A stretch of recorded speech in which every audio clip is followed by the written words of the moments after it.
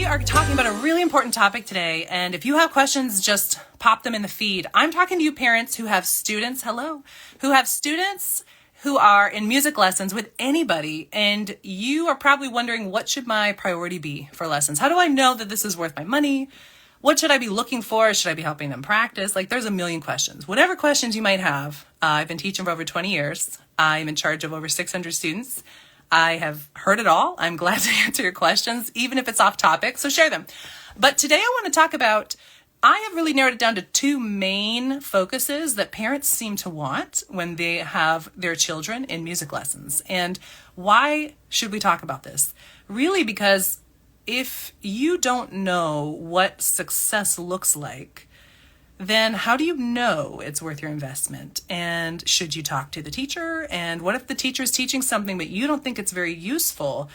Is it worth your investment? And yes, there are so many different goals. So I would love to share that with you today.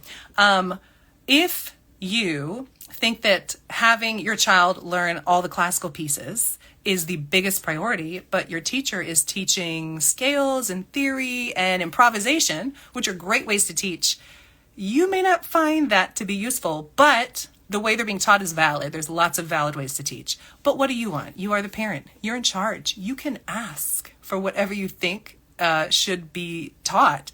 However, I'm going to teach you today kind of the areas that I've seen parents generally gravitate towards, and I'm going to tell you what the pros are, and I'm going to tell you what the cons are as the teacher. If I teach the way a parent is asking me to, I have to drop something else, and I want to share that with you so you can make an educated decision, and you can also find your lessons to be much more useful. So today, I want you to check out the blog. It just went out today. It is called 4 Primary Lesson Goals Parents Can Choose From. We're going to do an overview. It's going to be quick today. And then every week after this week, I'm going to dive in deeper and really show you what does that lesson look like and why would you want that. So the first goal is not actually the most wanted. It's the second most wanted. It is the classical lesson. This lesson, you might be hoping to see that the student is progressing in their lesson books. You want to see them going quickly through their books. You're looking for things like, are they playing more difficult pieces? Do they understand theory? Are they really reading the notes? You're really looking at the quantifiable musical goals in front of you. And some of you might be hearing me say that and you're like, duh, isn't that what we're supposed to be doing? But let me tell you, there are so many other things that I can be teaching and so many other goals that I have for my students. So no, that is not the only valid goal. And if that's what you want, you have to make sure your teachers understand that. So that is pathway 1. And what are the pros to that? You're going to see that these students progress quickly. When they go to their assessments, we have assessments every spring for our students where they do a theory test and they do a performance exam. And in those, they get grades and quantifiable results. And parents love that because they're like, yay, okay, good. You're doing well, or man, you need to practice, right? If that's something you want, then you're going to see a lot of leveling up in books. You're going to see foundational theory and concepts built up. What are the cons? Well, we don't really have enough time to do everything in all the lessons, right? So you're probably not getting as much freedom of expression. You're not getting songwriting mixed in. You're probably not getting improvisation. You're probably not getting the time to explore jazz, which is this extra thing they just heard about at school and they really had some questions about it. But no, we need to focus. We have these other goals. So we don't get to just kind of go with our whim. And if you're spontaneous, like unfortunately I am, I fight structure naturally. So if you're spontaneous, this is a very rigorous lesson that can kind of diminish your joy and make you maybe not love music. So there are some cons in there I just want you to be aware of. If you take away the student's ability to explore what they love about music, especially in their teenage years, you might have a hard time making them continue. Number 2, this is the most desired way to teach lessons, and you want these things most of the time as parents in America. This is the flexible lesson. This is what I naturally gravitate towards, and what it means is, yes, we're teaching curriculum. Yes, we're teaching theory.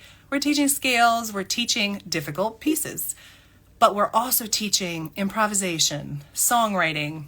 We have time to talk about the emotional meanings of songs. We have time to explore what genre they like, right? It's not all focused on forward motion in a book or towards an assessment. we can branch out and explore this amazingly vast topic of music for which there is no wrong application.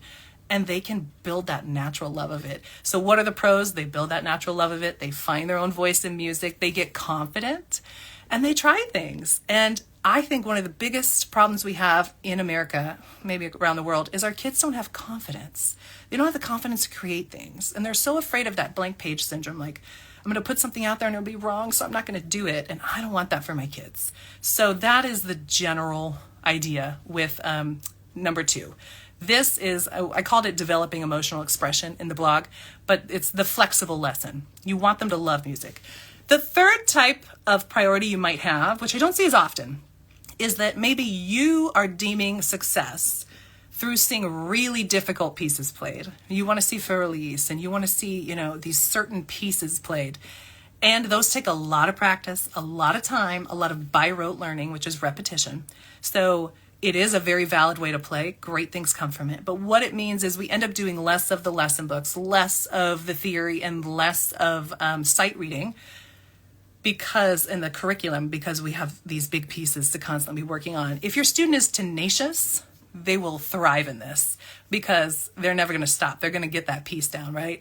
But for students who don't have as much confidence or that tenacity to keep going, they might kind of, just kind of crumble and lose the passion. So there are some cons in here, but it's just a different goal. And you are the parent. Whatever you want is correct. So you just have to know how to communicate it. That's what I want to give you the tools for today. The fourth type that I've come up with is the therapeutic effects of music for special needs. We have a tremendous amount of homeschool students and a tremendous amount of special needs. Why am I saying those two things together? Because a lot of the reason, not a lot, I'll say there are a lot of parents who homeschool because their students have a special need, whether it's trauma, whether it is ADHD, autism, physical things, or just any mental need. So music is one of the most healing things you could get your kid into. This is the flexible approach.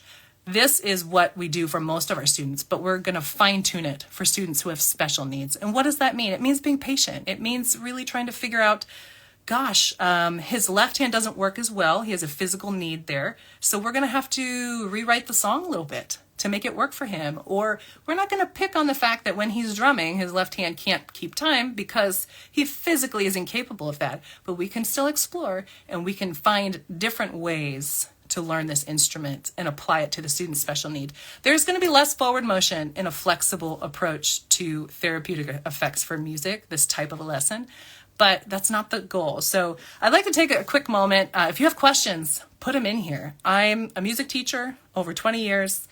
Got 600 plus students in the academy. I've seen I would love for someone to stump me with a situation or a question, please. That'd be great. Love to have something that really makes me go, I don't know. The last thing I wanted to share with you, other than, I want you to feel great as a parent, deciding what is it that I should be focusing on for my kids. You don't have to know. You can just defer to the teacher, and then as you see things and you go, oh, he liked that. Tell the teacher. And I tell my teachers all the time, and I think that we don't realize that we need to share this, but I tell them, when your student has this big milestone, like maybe they weren't singing with you at all in the first lesson because they were so shy, and it's a singing lesson. So you've had to sing with them for weeks, and today they finally sang on their own in front of you. That's like, I get goosebumps from that stuff. That is monumental. That is huge. But maybe the parent didn't catch any of that, and they have no idea that something tremendous just happened today. So I try to teach my teachers to share even what they might think is like a little win, share it with parents, because if you don't see it, how would you know, right?